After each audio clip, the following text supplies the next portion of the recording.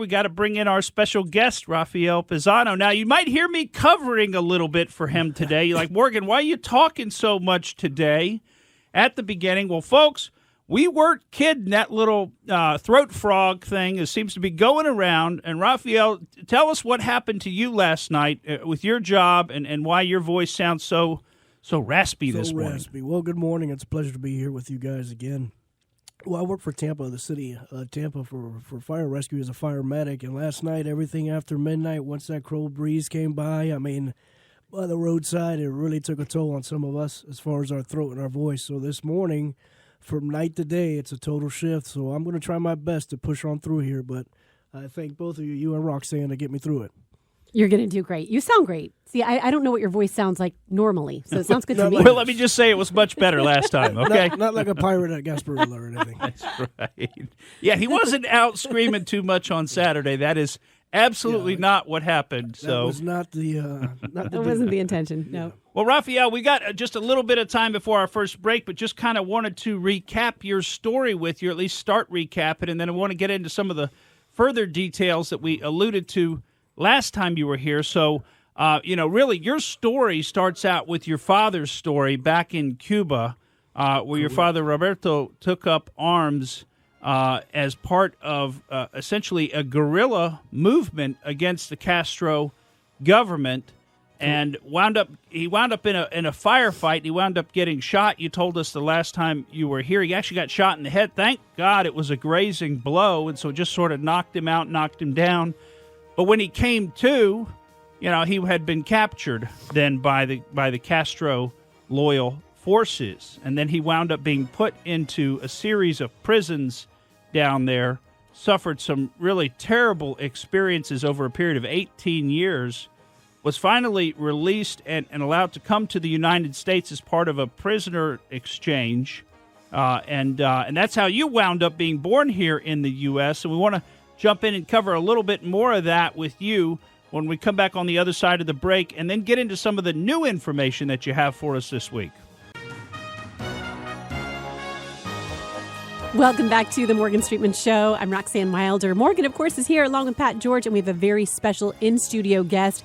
We just introduced you to Rafael Pizano, and we are continuing our conversation with him. And Morgan, you were sort of setting us up as to Rafael's backstory and where your family is from, so we can pick it up.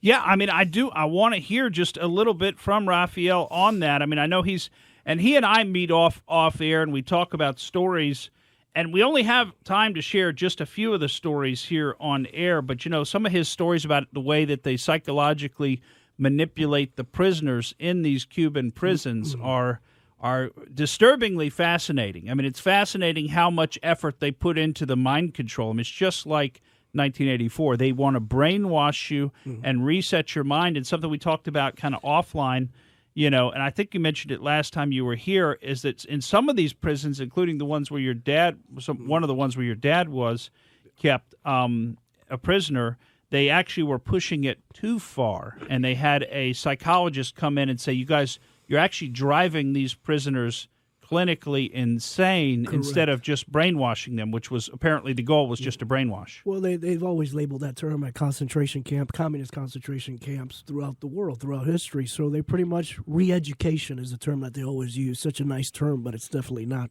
a nice practice. So re-education, they wanted to push these guys to the brink of not just taking their visitations away, but the torture projects that they had, how they would exhaust them, how they would have to do things. If not, they'll kill their buddy next to them, their cellmate. So you're pretty much forced to work in these hard labor camps, and if you don't, they could kill the guy next to you, and that guy has a family. So that's where it really starts to begin.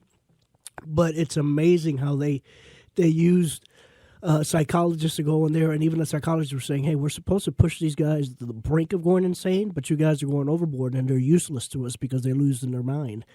So that's the mentality of these prisons, these re-education camps, and how they try to re-educate and restructure society, the fabric of society, by throwing high intellectuals in there, not just the prior military or any opposition, but intellectuals such as attorneys. You even had physicians in there. All the free thinkers were very targeted in this type of a regime. So it's interesting. They're trying to re-educate, but it's not really working. because once they're in there and they're going through that, then they're going crazy. They're going crazy. These guys had a lot of self-will. They kind of got in. A lot of them had a lot of faith. Some of the stories I hear, people. My father was one of many, uniquely enough, and many of these men and women live in Florida. Let's say some of the stories I've heard about my father since I was a child was he was put in the hole, what we know is pretty much solitary confinement, dark, no lighting, no communication with anybody, even the guards. They'll just slide the food under this door, and that's the only little bit of light that you see at the crack of the door.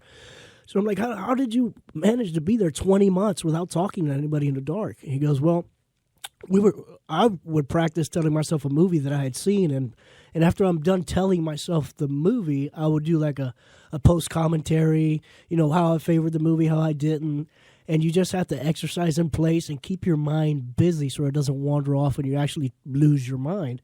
Another unique thing is you'll see a roach coming through the bottom of a door at solitary confinement, and he'll be like, you'll jump and you'll pick up that roach, and then that little bit of light, you'll hold it and pet it with one finger, usually a bug that you want to, get rid of or it grosses you out. Here, there's a loving relationship with something like a roach because it's a life form, he said. So it was so amazing to have contact with another life form that he would just speak to it like a pet, like if it was a pet dog.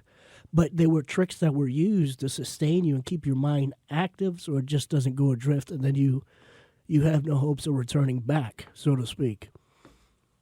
Those are powerful tools. I would never think to myself, it makes sense, though. You see another creature that's living, and you're like, oh, I just want to have a bond because you're in confinement. Yeah.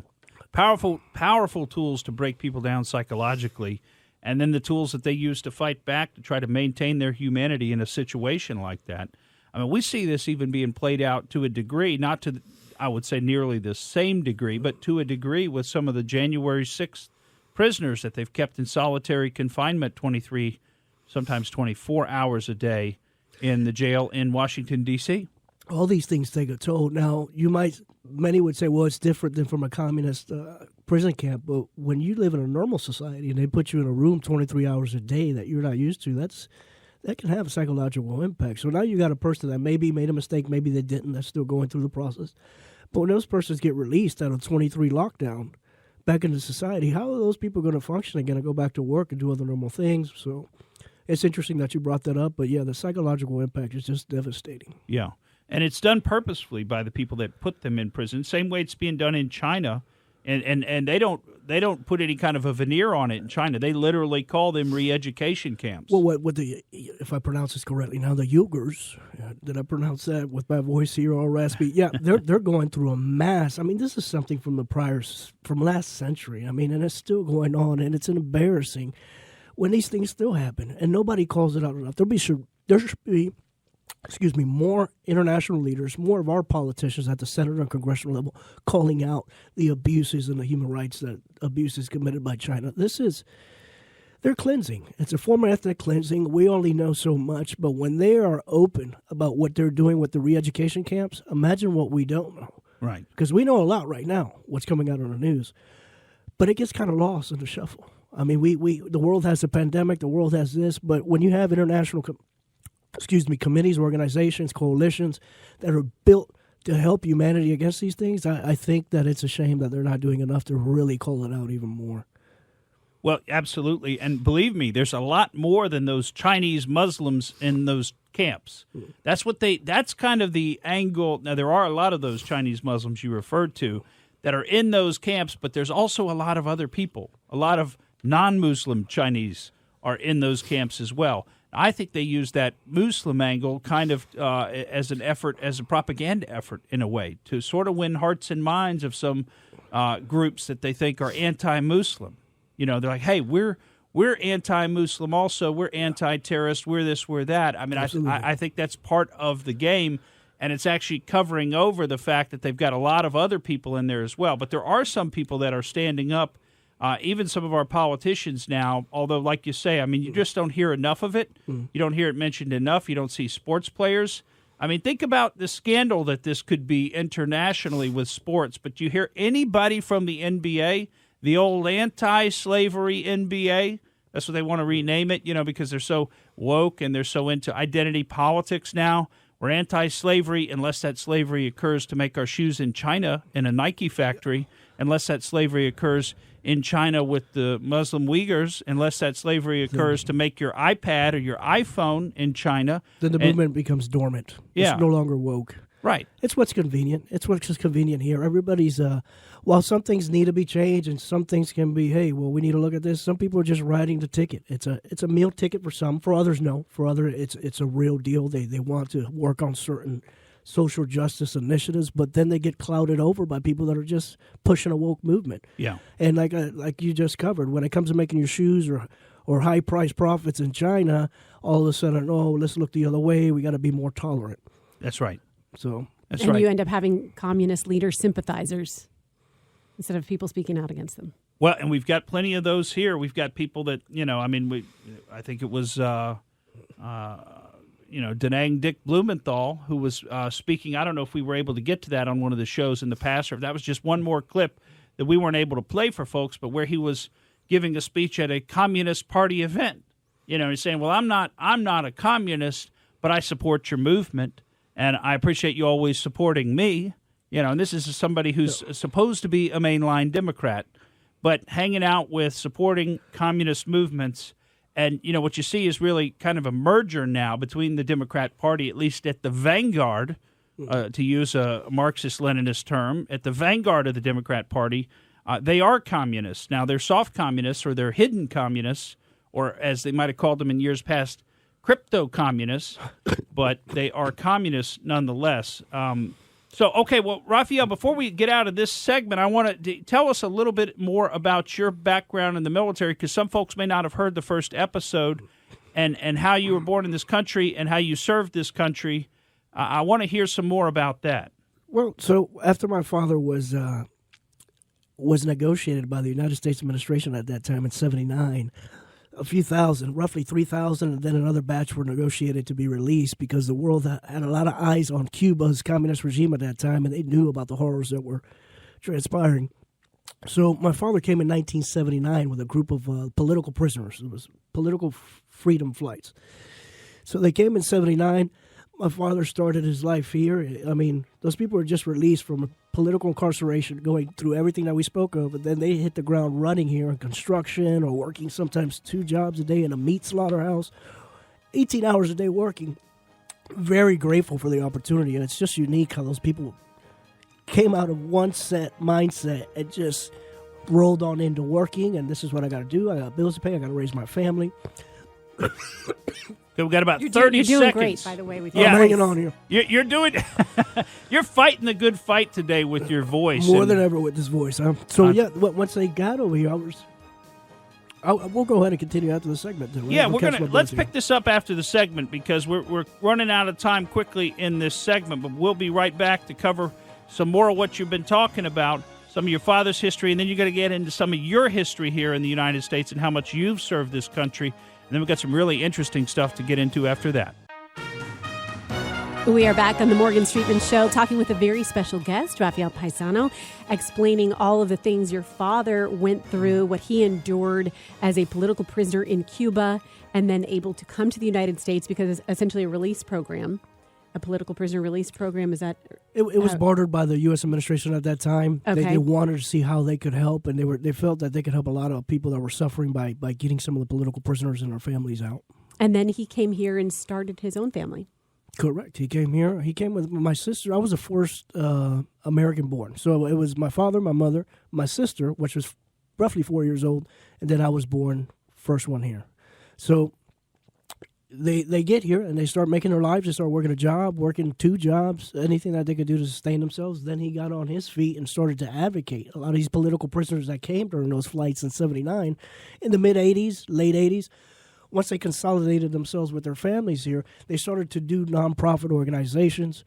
They were self-sustained, and they started to travel abroad, specifically Geneva, United Nations, and making cases for thousands of innocent people that were murdered without trial, without a judge, without anything. So they made these cases, and they were able to achieve, between going to the State Department, telling them what's going on, and speaking to other countries.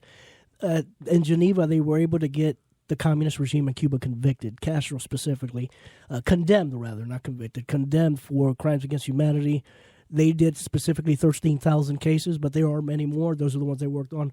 And then once I grew up around that clearly, so then at one point it was already time for me to serve my country here. And I remember those words very inspiring because my father told me, hey, it's good that you tag along with us and you see what we do in relation to Cuba, but this country gave our family everything we have. And you're an American. You have an obligation to serve this country. And that really, as a kid, that left like a tremendous impact on me because I saw my dad was proud to be Cuban. He was like, for me, a superhero standing against communism and these bad tyrant regimes and stuff. But he told me very clearly, and I never forgot that you have to serve this country. It gave us everything my country didn't. So I go into the U.S. military, become a paratrooper, infantry. I did a humanitarian deployment, which was in Bosnia. Bosnia and the Serbs were going at it in Croatia. And the administration at that time did a 72-day air campaign. You know, they had to bomb specific targets. And we were the ground troops working with Hungary and all those Eastern European countries to go in there, you know, after the bombing and everything like that. So that was a unique experience, too, because it was my first real experience in the real world of how good we have it back at home. Yeah. So it really opened up my eyes as a young man. But after I finished my tour in the military, I came back. I liked first responders, got into that. But I found myself in a role similar to my father somehow. I sort of just followed his footsteps without really planning it. I started going to different conferences. I found myself at the European Union giving conferences in Brussels. They have a very good ear for this.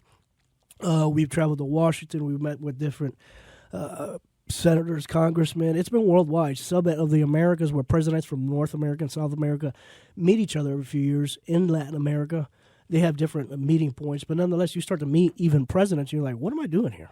How did I get here? One day you just really ask yourself that. I'm like, man, this story is so real that I'm standing at places I never thought I would have never dreamed of.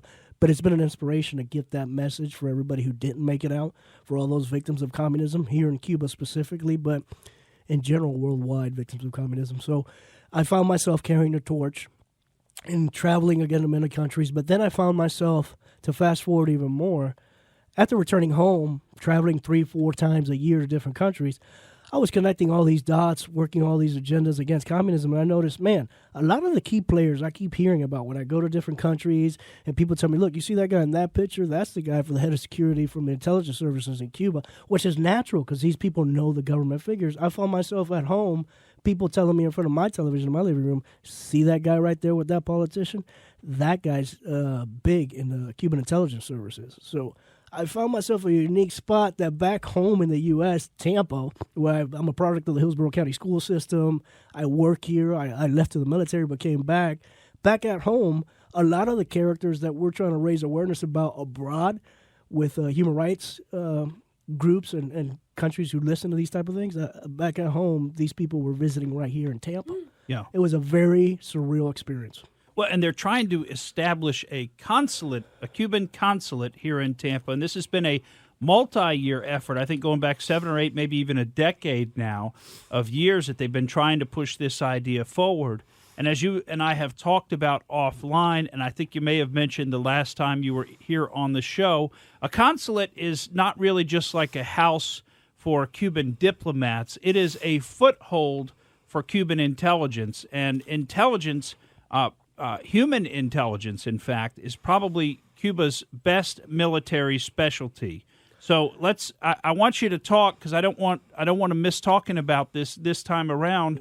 And I think we're going to have you back as well because, I mean, the data here is unbelievable. We got stacks of papers in front of us and so much information to cover, as we're just going to have to try to cover a little bit each time because I think folks need to remember your story as well. But I want to hear about the story of Ana Montes, which is a very well documented story. It's one you won't hear about in the media at all, but it was a Cuban spy that was operating here in the U.S., and she was being run out of Washington, D.C. by somebody who you mentioned previously, Gustavo Machine. And I want you to tell us about the Ana Montes story and how she came to be involved in Cuban intelligence, what role she played in the U.S., how she got caught, and then what happened to Gustavo Machine after that. Well, what happens is when you start to really work in these things, like I said, I found myself really doing some traveling that I felt myself blessed. Wow, it's amazing where I'm at, sharing this message. But as I covered before, I I had certain characters being brought up to me occasionally by older people that are even retired here in Tampa because they came during those flights and they know those regime people, the bulldogs of that regime that did a lot of dirty work. Those people that did a lot of bad things for the regimes, later they got cozy positions. They got diplomatic positions. They got minister of education, things of that nature. So those are the guys that are recognized by a lot of the older people here that know who these war criminals are. Nonetheless, Ana Montes, not associated with Cuba in that sense that she worked for them. Ana Montes worked, and anybody who types this on their computer and does a search on it, you'll have sufficient information to go into this even more. Ana Montes is probably 18 years into her prison term now. She worked for the State Department. She was recruited by Cuban intelligence services in her university days. So what happens is Cuba's strength is not in their military. I mean, people think, well, should we go to Cuba? Should we send troops to Cuba? You don't need none of that. They have no strength at all in their military. It's just to supply narco guerrillas and give them AK-47s in Colombia and things of that nature, which has been proven.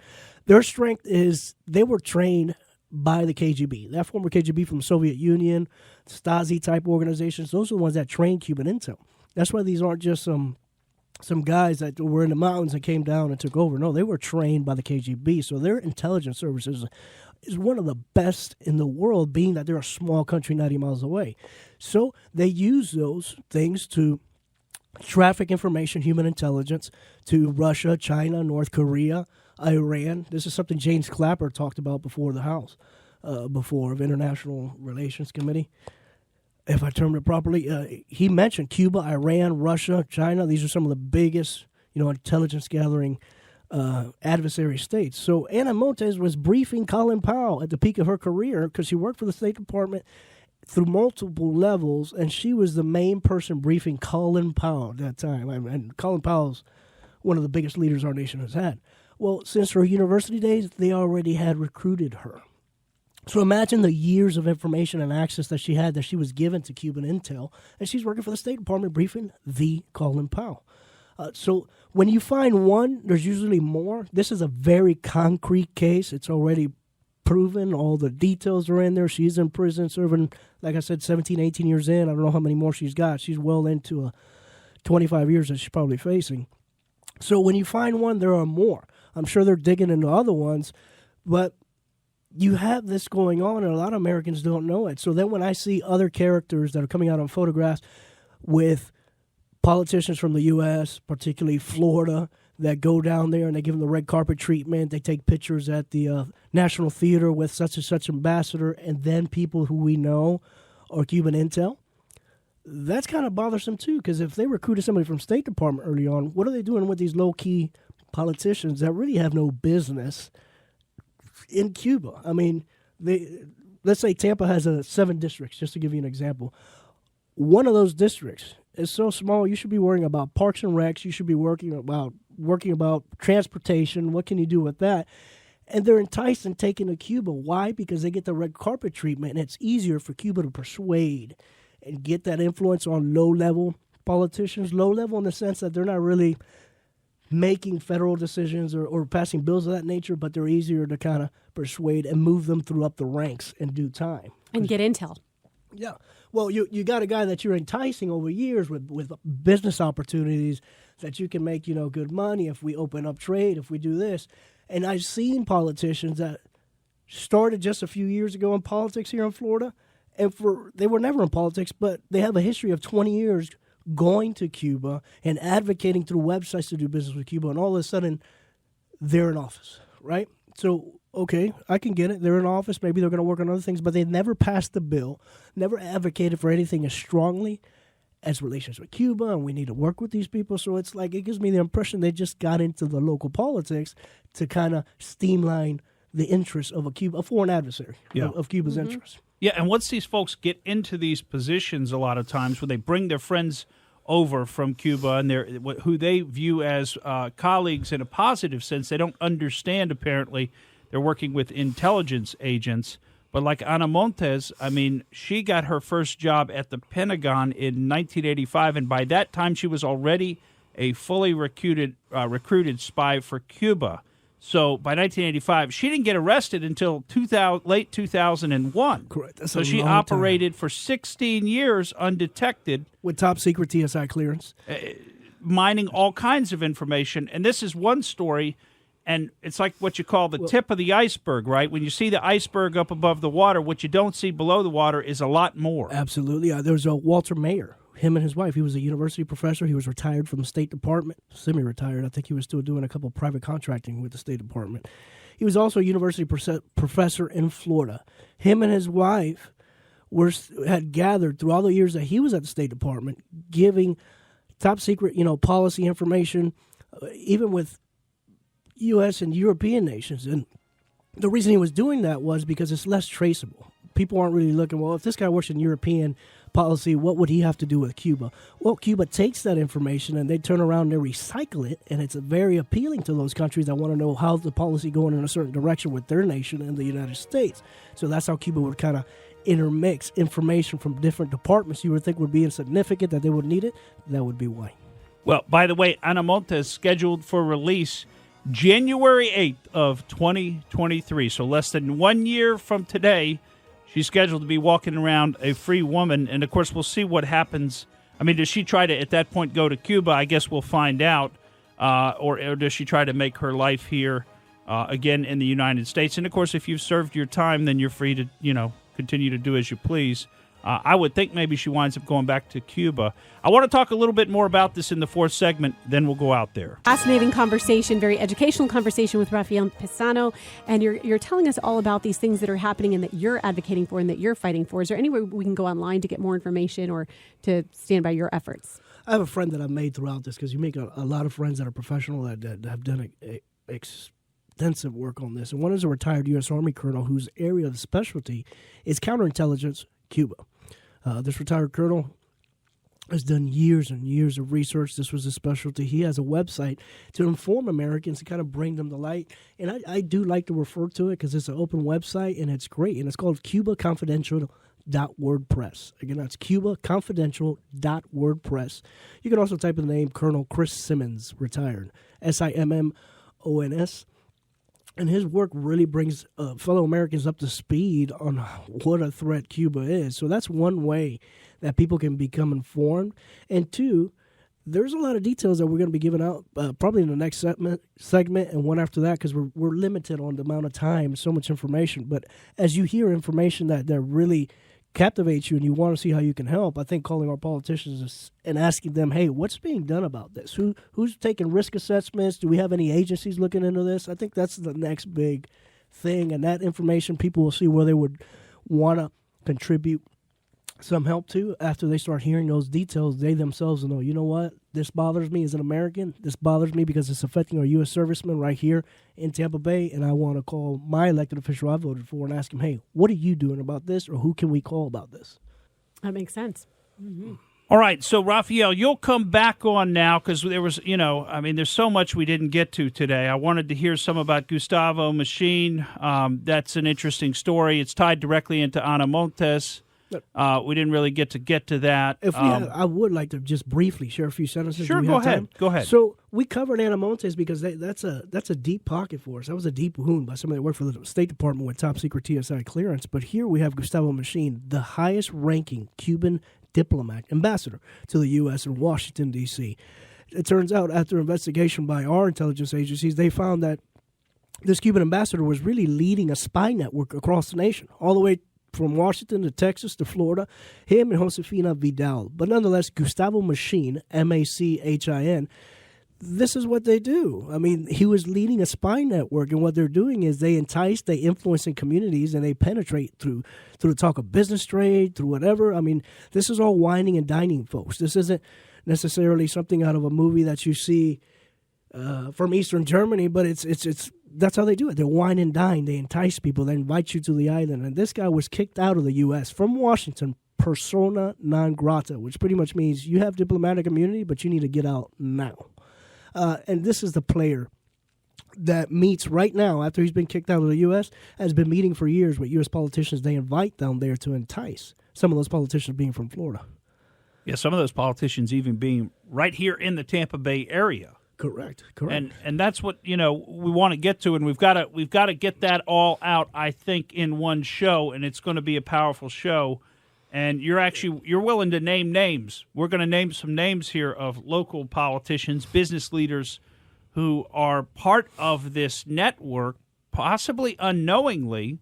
But, this network is designed around, and this is something we didn't really get to, but, you talked about recruiting people in academia, and it's designed around compromising people in different ways. So they bring them down to the island, and one of their favorite ways to compromise people is to get them in basically what becomes a sexual entrapment. So you get some blackmail, like Jeffrey Epstein is accused of doing to people. Absolutely. You see what here people don't see, and I've seen arguments in West Tampa, these little Spanish meal foods they eat in West Tampa, like you and I have had before to have a meeting.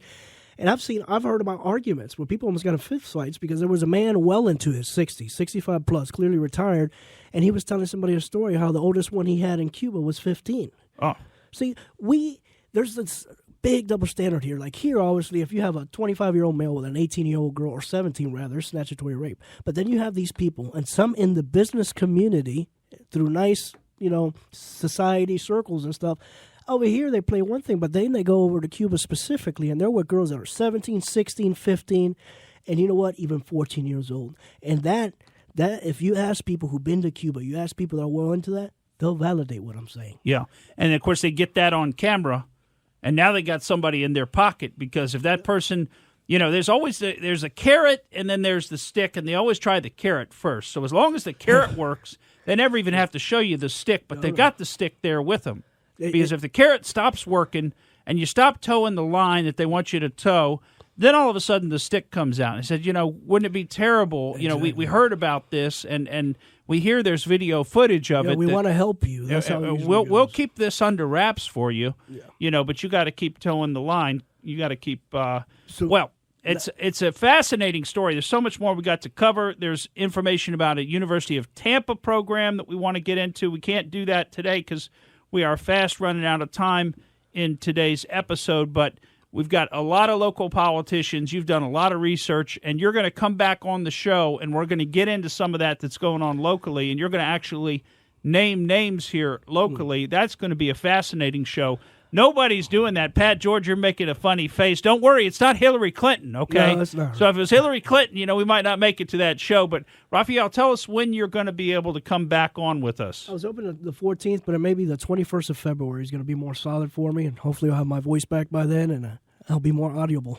Yeah, well, you don't want to come in on Valentine's Day, right? You can't come in on Valentine's Day, but come in the 21st then, and hopefully you'll have your voice back, and we'll be able to do the full program like we want to do for folks, because it is fascinating information. Streetman, let me add, I'm going to bring a unique name, too, some information that our listeners are really going to enjoy, which is somebody who served federal prison time, over 14 years of federal prison time, who was targeting U.S. Southcom. U.S. Southcom is equivalent to U.S. CENTCOM, where General Schwarzkopf led, the DOD operations during the first Desert Storm. We got a critical think tank with MacDill Air Force Base. They're similar to Southcom. So this guy was a Cuban spy, served in federal prison for espionage, conspiracy to commit espionage with Southcom. And then we got these players here, and I'm worried about CENTCOM. But I'll share that gentleman's name, exactly how long he was in prison, which was 14-year mark. But I'll give more of his information so people see how serious this is. Fascinating stuff. Okay, so that will be February 21st, folks. You're not going to want to miss it. Another special show with Rafael Pizano. Thank you for listening to the Morgan Streetman Show. We hope you enjoyed what you heard, and if you did, please click like and subscribe to help us out. And remember that we recommend that you exercise your brain at least once a week.